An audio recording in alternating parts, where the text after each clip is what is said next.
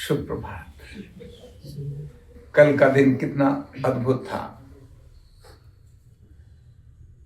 कल श्रृंगेरी मठ के पूज्य शंकराचार्य जी जो दिल्ली प्रवास पर हैं, उनके दर्शन करने का, उनको मिलने का और उनको बातचीत करने का सौभाग्य प्राप्त हुआ।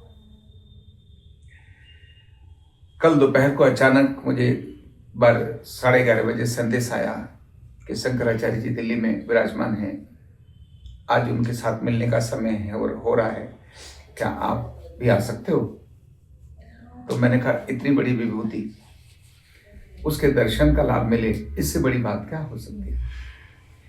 तो मैं तुरंत यहाँ से 5 मिनट के अल्टीमेटम पर एकदम दौड़ा और यहीं दिल्ली में ही बसंत कुंज में, बसंत विहार में श्रृंगेरी मठ है, वहाँ पूज्य शंकराचार्य जी का आगमन था। तो मैं वहाँ गया, वहाँ रुका। अभी शंकराचार्य जी को आने में थोड़ा विलंब था तो उनका इंतजार किया।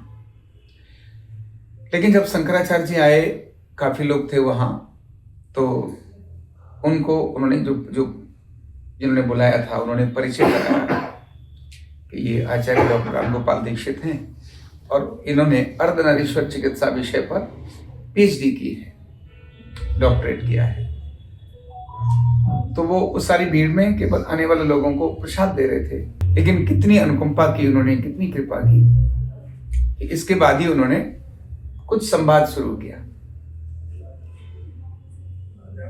और उन्होंने कहा परिचय भी दीजिए अपना और क्या करते हैं। तो मैंने उनको बताया कि मैं पारंपरिक चिकित्सक हूं, शरीर के ढांचे और रसायन को संतुलित करने वाले विज्ञान, जिसको हम अर्धनारीश्वर के रूप में कहते हैं, वेलनेस थेरेपी कहते हैं, उससे मैं चिकित्सा करता हूँ, बिना औषधि के करता हूँ, बिना मशीन के करता हूँ। तो उनकी इतनी जिज्ञासा उसके विषय पर बढ़ी कि उन्होंने काफी देर तक मेरे साथ इस विषय पर संवाद किया। और उन्होंने जब ये जाना कि इस विज्ञान पर, पारंपरिक विज्ञान को संवर्धित भी किया है और इसको लोगों को सिखाया है, क्योंकि जो बता रहे थे उन्होंने कहा कि 248 जिलों में आरोग्य पीठ से सीखे हुए एक छात्र छात्राएं या युवक युवती इस समय 248 जिलों में न्यूरोथेरेपी का काम कर रहे हैं, दुनिया के 18 देशों में भी है। तो उन्हें इतना अंदर से प्रसन्नता हुई। उन्होंने कहा कि भारतीय ज्ञान, इस पर इतना बड़ा काम हो रहा है, ये बहुत अच्छी बात है। और फिर उन्होंने कहा कि आप फिर दोबारा कोई समय निकाल करके मिलिए। मैंने उनको निवेदन किया कि मेरे मन में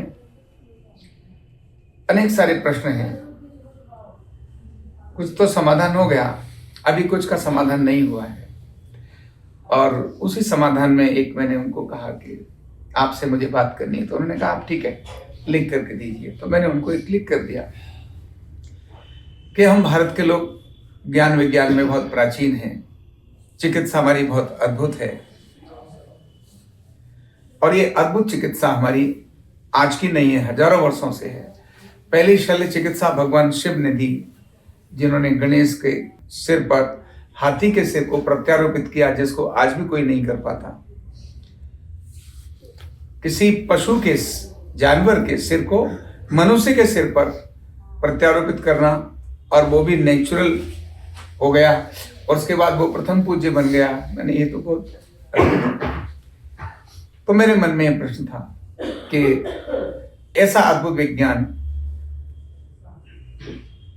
किसी व्यक्ति ने, यानी रेड क्रॉस के अधिकारी थे, उन्होंने मुझे प्रश्न किया था कि आप इतने बड़े विज्ञान की बात करते हो, इतना भारत की बात करते हो, लेकिन तुम अपनी एनाटॉमी फिजियोलॉजी तक बना नहीं पाए। तो ये मन में बड़ा चुभा हुआ प्रश्न था कि भाई भारत की एनाटॉमी और फिजियोलॉजी क्या है।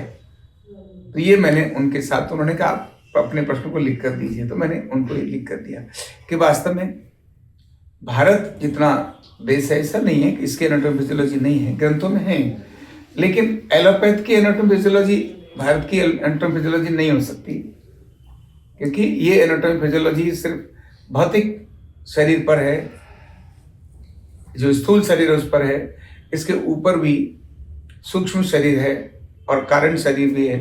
तो भारत की एनाटॉमी फिजियोलॉजी केवल भौतिक शरीर की नहीं होगी, वो उसकी सूक्ष्म शरीर की भी होगी और कारण शरीर की भी होगी। तो ऐसा उनके साथ संवाद हुआ और उन्होंने कहा कि आपको समय फिर से मिलना है। और कल शाम को मुझे उन्हीं की किन्हीं शिष्य का फोन आया कि पूज्य शंकराचार्य जी पूछ रहे थे कि अभी आप यहाँ हैं या चले गए। उन्होंने कहा नहीं, अभी वो चले गए हैं, तो फिर से समय देंगे। अपना कितना सौभाग्य है हम सबका कि हम जिस विषय को प्रैक्टिस कर रहे हैं, जिस विषय को सीख रहे हैं या जिस विषय के बढ़ाने में लगे हुए हैं, अगर ये साधारण विषय होता तो ऐसे दिव्य महापुरुष इसकी तरफ ध्यान नहीं देते। ऐसे दिव्य महापुरुष का ध्यान इसकी तरफ आकर्षित हुआ है और उन्होंने आगे बढ़कर पूछा है और उन्हें ये लगा है कि यार ये विज्ञान बहुत अच्छा है और अद्भुत है, इस पे काम होना चाहिए। तो उनका लगना हमारे को हमारा सौभाग्य दिलाता है कि हम कोई साधारण व्यक्ति नहीं है, हम बहुत असाधारण व्यक्ति हैं।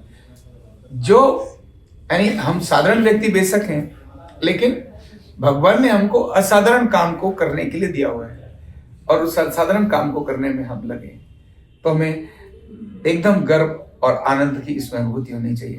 पिछले दोनों दिनों से आपको मैंने बताया, परसों पूज्य प्रेमानंद जी महाराज से मुलाकात हुई, उनके सामने बातचीत ये रखी तो बहुत हर्षित, बहुत आनंदित, बहुत प्रसन्न हुए, बहुत अच्छा लग रहा है।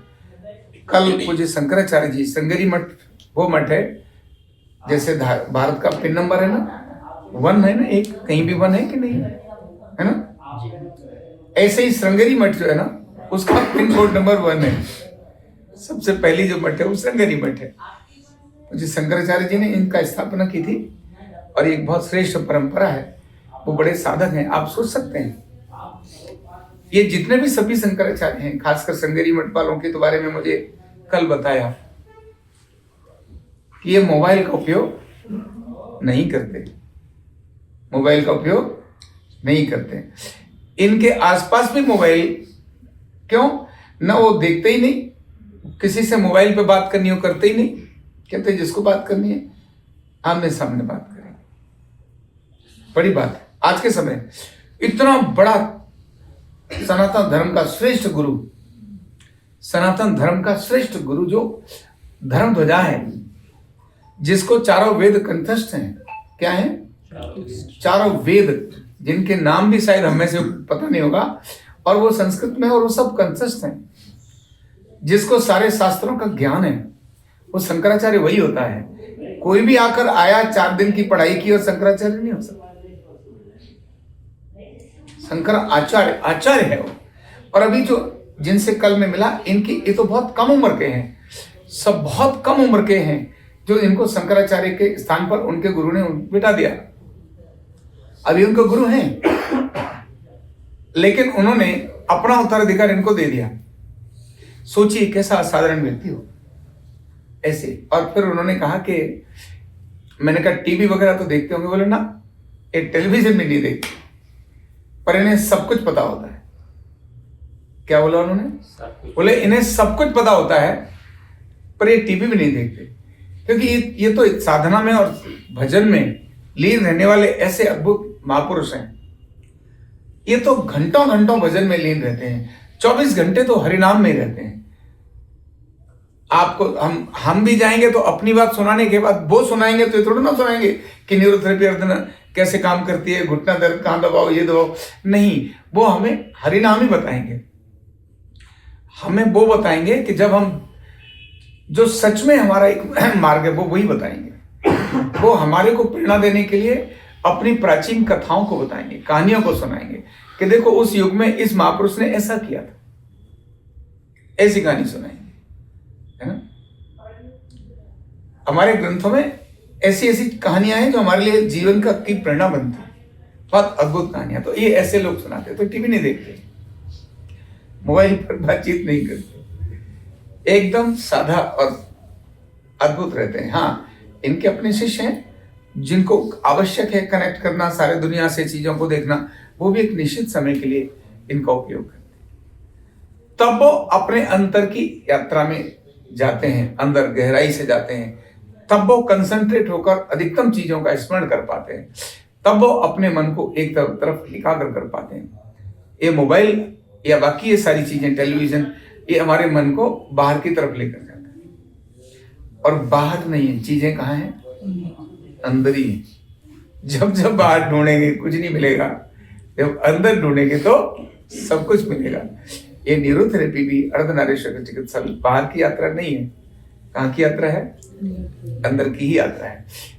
इसको जो जितना अपने अंदर ले जाएगा, रियलिटी में, दिखाने में नहीं।